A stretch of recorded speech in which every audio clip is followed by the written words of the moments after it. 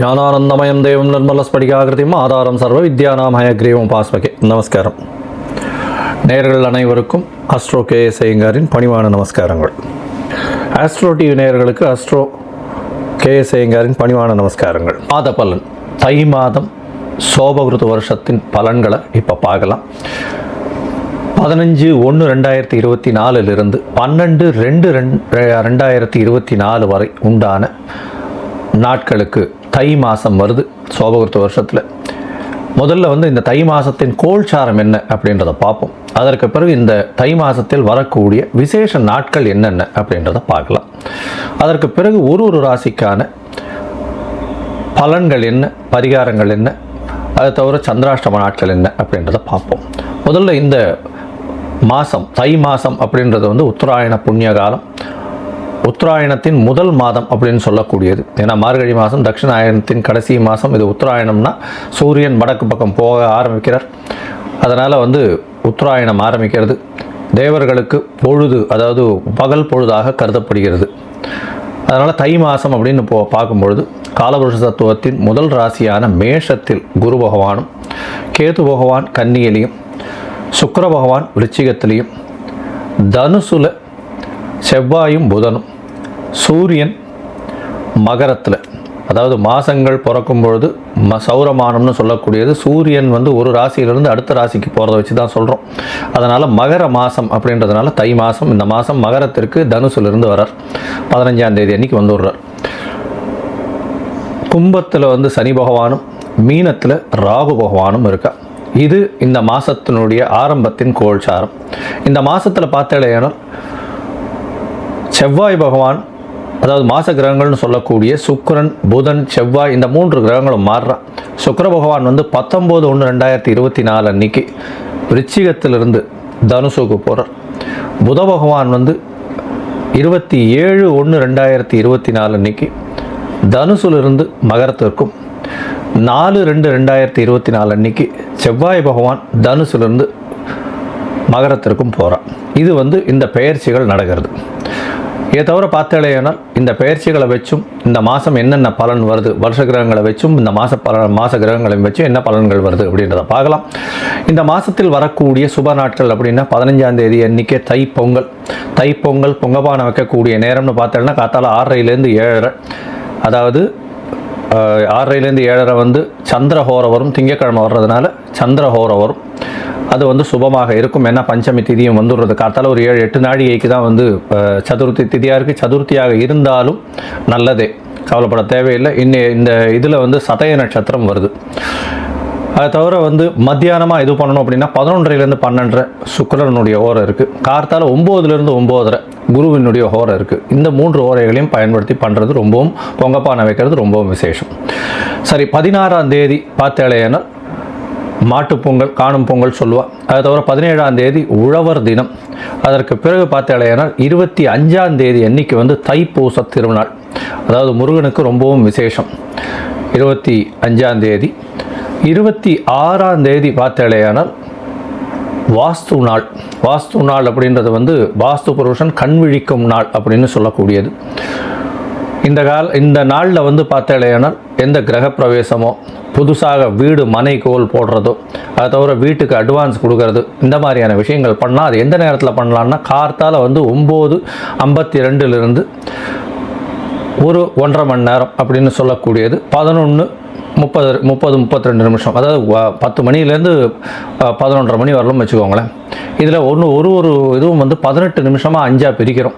அதில் முதல்ல தூங்கி எழுந்து முகம் கழுவி அதை குளிய இது பண்ணுறார். அதுக்கப்புறம் குளிக்கிறார். அதற்கு பிறகு பூஜை செய்யும் நேரம், அதற்கு பிறகு போஜனம் செய்யும் நேரம், தாம்பூலம் தரிக்கும் நேரம். இந்த கடைசி 18 நிமிஷம், அதாவது 36 நிமிடங்கள் இருக்குது இல்லையா, அதாவது 11:30 மணிக்கு முன்னாடி ஒரு 36 நிமிஷம், அதாவது 11:22க்கு முடியும். 11:22க்கு முன்னாடி ஒரு 36 நிமிஷம் 10:45லேருந்து வச்சுக்கோங்களேன். இந்த காலகட்டம் பெரிய ஏற்றமான காலகட்டம். ஏன்னா இந்த காலகட்டத்தில் அவர் போஜனம் செய்கிறதும் அதற்கு பிறகு தாம்பூலம் தரிக்கக்கூடிய நேரமாக இருக்கிறதுனால இந்த நேரத்தில் அந்த இது அடிக்கால் போடுறது, அதை தவிர வந்து வாசக்கால் ஊன்றது, புதுசாக வீடு மனை கட்டுறதுக்கு ஆரம்பிக்கிறது, இது எல்லாம் வந்து பெரிய ஏற்றத்தையும் மாற்றத்தையும் கொடுக்கும். இந்த வாஸ்து நாளில் எந்த வித தோஷமும் கிடையாது. ராகுகாலம், யமகண்டம், குளிகம், நட்சத்திர பேதம் எதுவுமே கிடையாது. அந்த வாஸ்து புருஷன் கண்விழிக்கும் நாளில் வந்து இது எல்லாத்தையும் எடுத்து பண்ணுறது நல்லது. எல்லா ரியல் எஸ்டேட்காராலும் இந்த இடத்துல டயத்தில் பண்ணுவாள். அது தவிர 30ஆம் தேதி என்னைக்கு பார்த்தேன்னா இந்த இதில் திருவையாறில் வந்து தியாக பிரம்ம உற்சவம் நடக்க ஆரம்பிக்கிறது.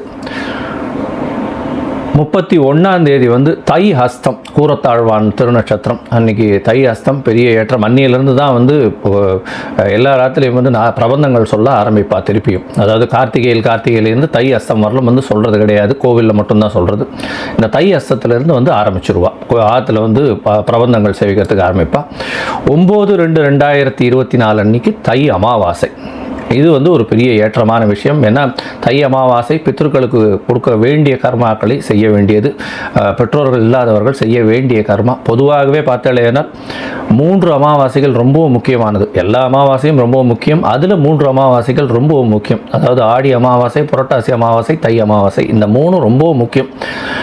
இந்த 3ம் வந்து கண்டிப்பாக வந்து பித்ருக்களுக்கு செய்ய வேண்டிய கடன்களை கண்டிப்பாக செய்யணும். யாராவது அதை பேரண்ட்ஸ் இல்லாதவங்க இது பண்ணலை அப்படின்னா அவர்களுக்கு வரக்கூடிய சந்ததிகளில் பார்த்தேன்னா 5ஆம் இடம் 9ஆம் இடம்னு சொல்லக்கூடிய பித்ருக்கார, அதாவது பூர்வ புண்ணியஸ்தானமும் சரி பாக்கியஸ்தானமும் சரி பாதிக்கப்படக்கூடிய வாய்ப்புகள் மிகவும் அதிகம்.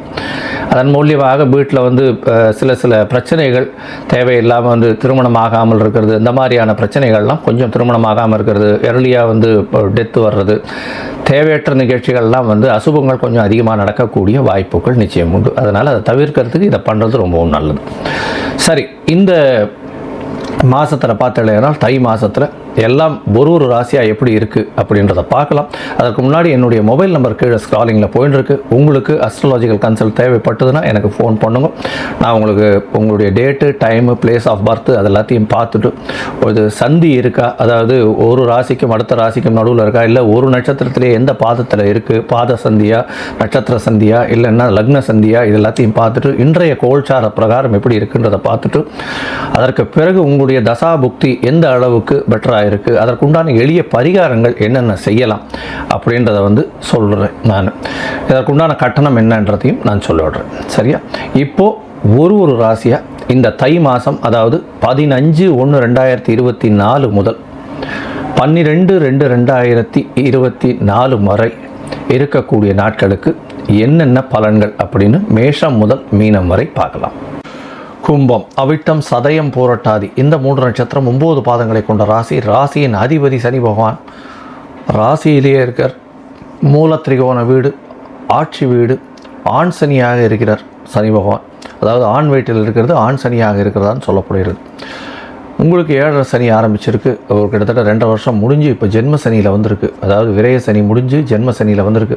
இதற்கு பிறகு பாத சனி போகணும். இப்போ ஒரு 2.5-3 வருஷத்துக்கு வந்து உங்களுக்கு ஜென்ம சனியில் இருக்கும். இந்த காலகட்டங்களில் உடல் நலத்தில் ரொம்ப ஜாகிரதையாக இருக்கிறது ரொம்ப நல்லது. அதாவது மென்டல் ஸ்ட்ரெஸ் கொஞ்சம் வரும், மென்டல் அகனி வரக்கூடிய வாய்ப்புகள் உண்டு. எந்த ஒரு விஷயத்திலையும் ரொம்ப மனசுக்குள்ளே இழுத்து போட்டுக்காதீங்க. டிப்ரெஷன் வரக்கூடிய வாய்ப்புகள் உண்டு. ஸ்ட்ரெஸ் லோடு அதிகமாக இருக்கக்கூடிய வாய்ப்புகள் உண்டு. பொறுமையாக எந்த ஒரு விஷயத்தையும் கையாளுறது நல்லது.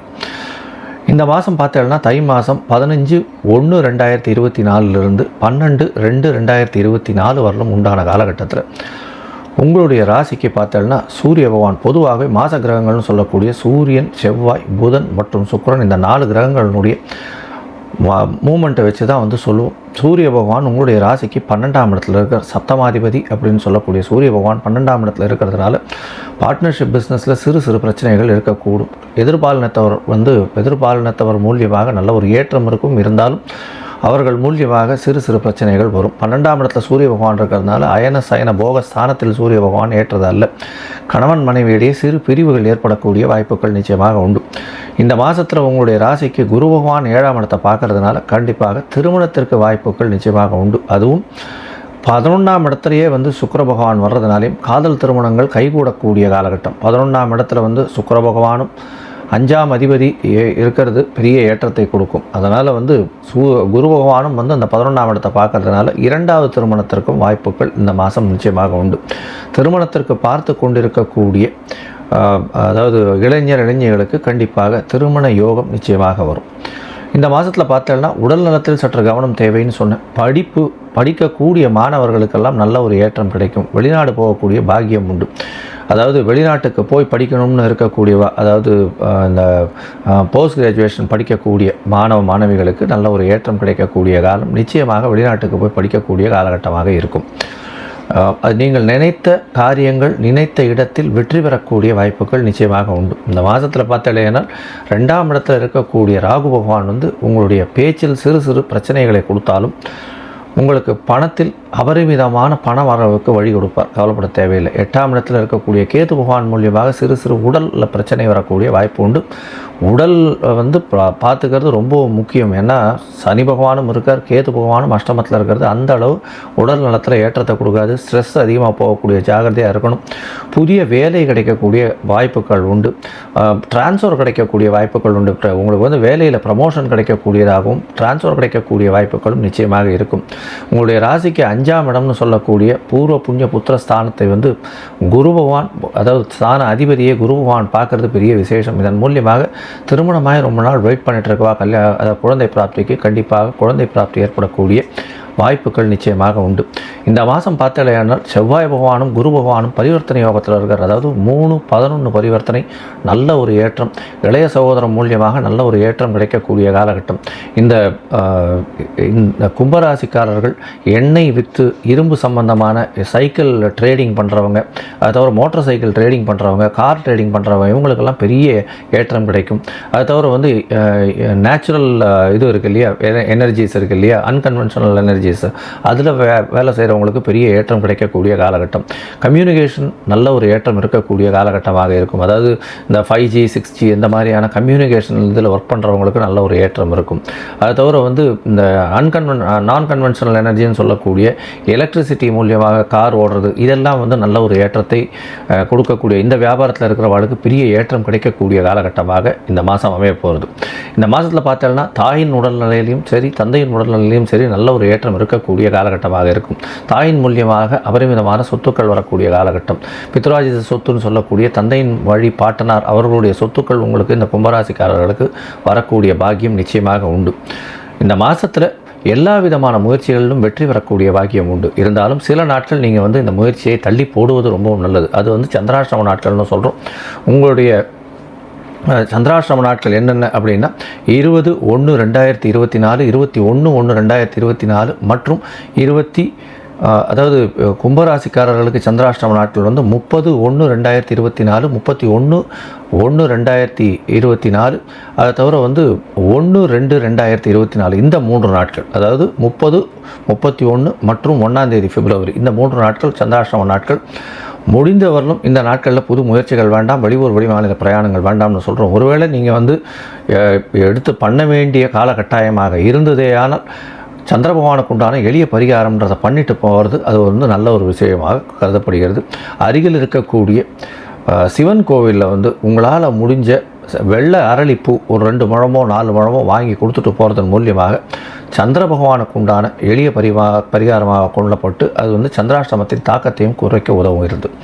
இந்த மாதத்தில் பார்த்தோம்னா கும்பராசிக்காரர்கள் பிரத்யங்கரா தேவியை போய் வணங்கிட்டு வாங்க, நல்ல ஒரு ஏற்றம் கிடைக்கும். ஏன்னா பிரத்யங்கரா தேவி அப்படின்றவர் நரசிம்மர், அதாவது பறக்கக்கூடிய ரெக்கைகள் விரித்த நரசிம்மர் மாதிரி இருப்பாள். அந்த போய் வணங்கிட்டு வாங்க. அதுவும் குங்கும அர்ச்சனை பண்ணிட்டு வாங்க, நல்ல ஒரு ஏற்றம் கிடைக்கக்கூடிய காலமாக இந்த தை மாதம் அமையிறது. மொத்தமாக பார்த்தோம்னா உடல் நலத்தில் மட்டும் ரொம்ப கவனமாக இருக்கும். பண வரவிற்கு பஞ்சம் இருக்காது. எல்லா விதமான முயற்சிகளும் வெற்றி அடையும், கவலைப்பட தேவையில்லை. இந்த தை மாதம் உங்களுக்கு ஒரு ஏற்றமான மாதமாக பொன்னான மாதமாக அமையக்கூடும் அப்படின்றத சொல்கிறேன்.